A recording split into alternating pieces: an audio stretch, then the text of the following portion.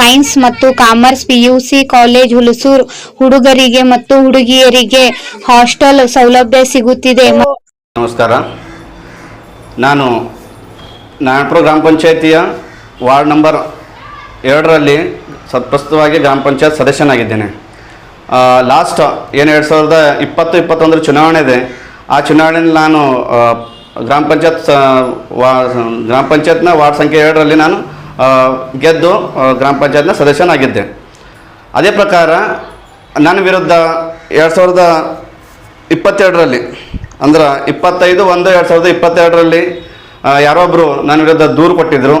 ಈ ಥರ ಟ್ಯಾಕ್ಸ್ ಅಮೌಂಟ್ನಲ್ಲಿ ನಾನೇನೋ ನಮ್ಮದು ಸಂಬಂಧಿಕರು ಈ ಥರ ಹಣ ತೊಗೊಂಡಿದ್ದಾರೆ ಅಂತ ಹೇಳಿದಷ್ಟು ನಮ್ಮ ವಿರುದ್ಧ ದೂರು ಕೊಟ್ಟಿದ್ದರು. ಅದೇ ಪ್ರಕಾರ ಲಾಸ್ಟ್ ಮಾರ್ಚ್ನಲ್ಲಿ ಮಾರ್ಚ್ 6ನೇ ತಾರೀಕು 2024ರಂದು ಸರ್ಕಾರದಿಂದ ಒಂದು ಆದೇಶ ಆಗಿತ್ತು, ನಮ್ಮ ಸದಸ್ಯತ್ವವನ್ನು ರದ್ದು ಮಾಡಲಾಗಿದೆ ಅಂತ.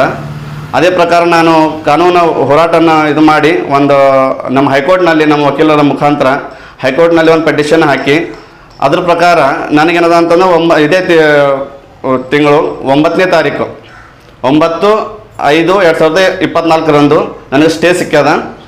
ಹೈಕೋರ್ಟ್ ಅವರು ನನಗೆ ಸ್ಟೇ ಕೊಟ್ಟರೆ ಈ ಮಧ್ಯಂತರ ಆದೇಶ ಅದ ಅದು.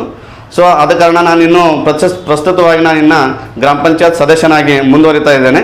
ಸೊ ಅದ್ರ ಕಾರಣ ಇದು ಏನು ಒಂದು ರಾಜಕೀಯ ಪ್ರೇರಿತವಾಗಿ ಏನು ನನ್ನ ಮೇಲೆ ಕಂಪ್ಲೇಂಟ್ ಮಾಡಿದ್ರು, ಅದಕ್ಕೆ ನಾನು ಕಾನೂನು ಹೋರಾಟ ಇನ್ನು ಮುಂದೆನೂ ಕೂಡ ಕಾನೂನು ಪ್ರಕಾರವಾಗಿ ನಾನು ಹೋರಾಟ ಮಾಡಲಿಕ್ಕೆ ಸಿದ್ಧನಾಗಿದ್ದೇನೆ.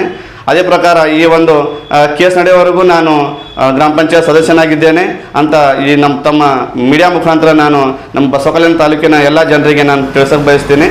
ಇದು ಏನೇ ಇರಲಿ, ಇದು ಮುಂದೇನದ ಅಂತಂದ್ರೆ ಇದು ಎಲ್ಲಿವರೆಗೆ ನಂದು ಕಾನೂನು ಅದ, ನನ್ನ ಸಂಘಟನೆ ನನಗೆ 100% ಭರೋಸೆ ಅದ. ನಮ್ಮ ಹೈಕೋರ್ಟ್ ಮೇಲೆ, ನಮ್ಮ ನ್ಯಾಯಾಲಯ ಮೇಲೆ ನನಗೆ 100% ಭರೋಸೆ ಅದ. ನನಗೆ ಈ ಕೇಸನ್ನ ನನಗೆ ಜಯ ಸಿಗ್ತದೆ ಅಂತ ಹೇಳಿದೆಂದು ನಾನು ಮೀಡಿಯಾ ಮುಖಾಂತರ ನಮ್ಮ ಬಸವಕಲ್ಯಾಣ ಜನತೆಗೆ ನಾನು ತಿಳಿಸೋಕೆ ಬಯಸ್ತೀನಿ.